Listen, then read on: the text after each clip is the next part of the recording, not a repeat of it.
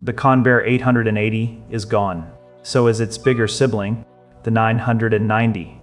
Together they lasted about 4 years in production, sold barely 100 units combined, and buried their manufacturer in the largest corporate loss in American business history at the time. Most people think the reason is simple. A rich, erratic airline owner meddled too much and killed his own airplane. But that explanation gives Howard Hughes too much credit and too much blame. The Convair jets weren't sunk by one man's ego alone. They were built around a single obsession: speed, in a market that was already deciding it wanted something else entirely. So before we get into how the obsession backfired, there's something about why this plane exists at all that rarely gets mentioned. In 1956, Trans World Airlines was still flying propeller constellations, while Boeing and Douglas were racing toward the jet age with the 77 and the DC-8. Howard Hughes, who controlled TWA, didn't want to just join that race. He wanted to win it outright, on a metric nobody else was optimizing for. Not capacity, not range, not economics, pure speed. He commissioned Convair to build a jet faster than anything else in the sky, and the airplane's entire identity, down to its name, was built around that single number. Convair called it the 880 for its cruising speed of 880 feet per second, roughly 615 miles an hour, a Gen U, and claimed to being the fastest jet transport flying anywhere. The design used thin, aggressively swept wings and military-derived turbojets adapted from fighter jets already flying with the Air Force. An approach that prioritized raw velocity over the boxier, load-hauling shapes Boeing and Douglas had settled on for their own jets. That single-minded focus shaped every decision that followed, and not for the better. To hit that top speed, Convair gave the 880 a narrow fuselage seating only 5 people across.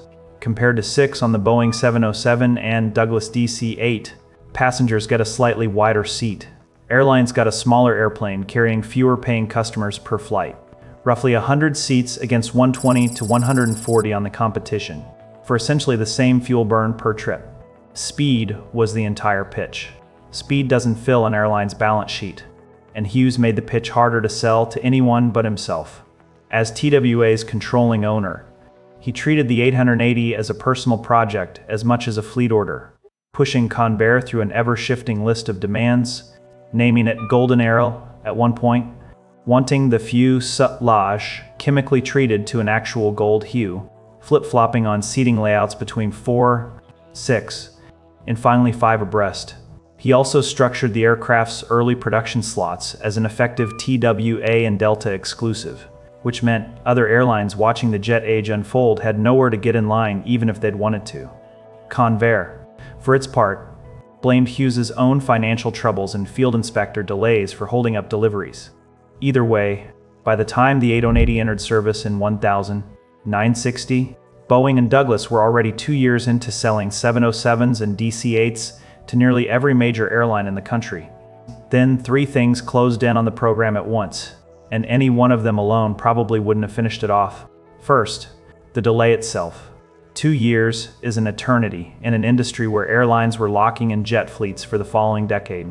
By the time the 880 was ready to sell beyond TWA and Delta, most of the obvious customers had already committed elsewhere, and airline planning departments don't like reopening the decision they've already signed off on. Second, Boeing had a cheaper answer sitting right there in its own product line. Rather than engineer a from-scratch speed machine, Boeing simply trimmed down the existing 707 airframe and called it the 720, undercutting Convair on price while offering nearly comparable performance to airlines that didn't care about squeezing out the last few miles an hour. It was, in effect, the practical shortcut beating the purpose-built solution. Third, the engines never delivered the efficiency to justify the smaller cabin. The 880's General Electric turbojets burned noticeably more fuel per hour than the Pratt & Whitney engines on the Boeing jets, so operators got a plane that carried fewer passengers and drank more fuel doing it. There was no column on the spreadsheet where the 880 actually won, no matter how the sales team framed it. And here's the part that makes it personal instead of just financial. The same controlling instinct that shaped the airplane cost Hughes the airline it was built for. TWA's other shareholders, unhappy with the delivery delays and the way Hughes had structured aircraft financing through his own tool company, sued him directly, alleging he was stalling deliveries to avoid paying for planes he already owned through a shell arrangement. The lawsuit dragged on for years and forced Hughes out of TWA's boardroom entirely after more than 2 decades of personal control over the airline he'd built his reputation on. He commissioned an airplane to prove his airline could outfly everyone else in the sky, and the same project, tangled in his own financing and inspection demands, helped end his ownership of that same airline for good. Convair tried to salvage the bet with a stretched, re-engined variant called the 990, aimed at long, thin coast-to-coast routes where its speed edge might finally translate into a real schedule advantage instead of just a marketing line. It didn't work either. The 990 used a novel rear-mounted fan arrangement on its turbojets to squeeze out more thrust, but it never reliably hit its promised cruise numbers in everyday airline service.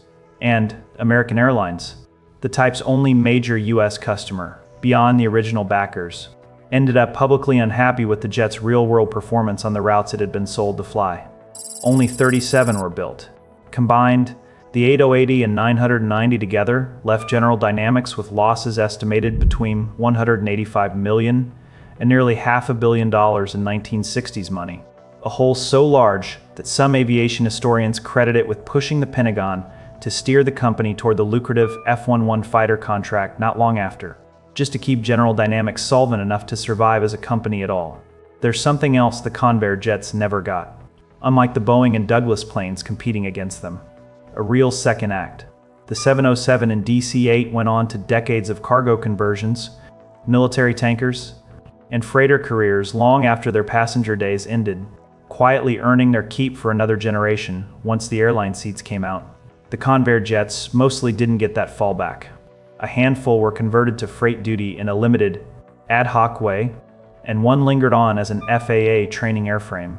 But there was no dedicated freighter program keeping surplus airframes earning their keep the way there was for the competition. When the passenger case ran out on any given route, most of these jets simply had nowhere else to go, and by the mid-1970s nearly all of them were parked for good. Some aviation writers have argued the entire failure gets pinned on Hughes's eccentricities a little too conveniently, that the underlying airplane, 5 abreast, thirsty-engined, undersized against its rivals, would have struggled to sell even under a completely reasonable owner making calm, ordinary decisions. Is that fair? Hard to say for certain, since Hughes's interference is so well documented in lawsuits and contemporary news coverage that it's genuinely difficult to separate his behavior from the aircraft's own underlying limitations. The simpler explanation is probably both things at once. A niche built around speed that airlines didn't actually want to pay for, controlled by an owner whose demands made that already narrow niche even harder to sell into.